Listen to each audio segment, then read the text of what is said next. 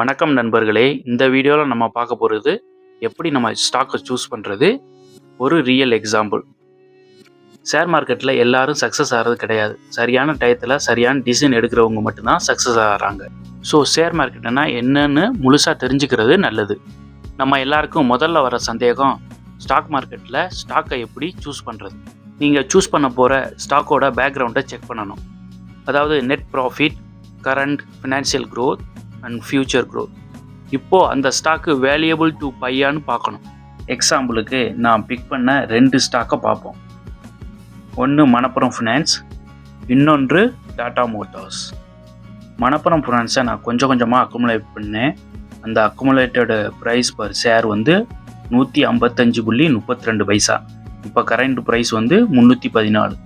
டாடா மோட்டார்ஸோட accumulated price per share வந்து 230.85 இப்போ கரண்ட் ரேட் வந்து 438.50.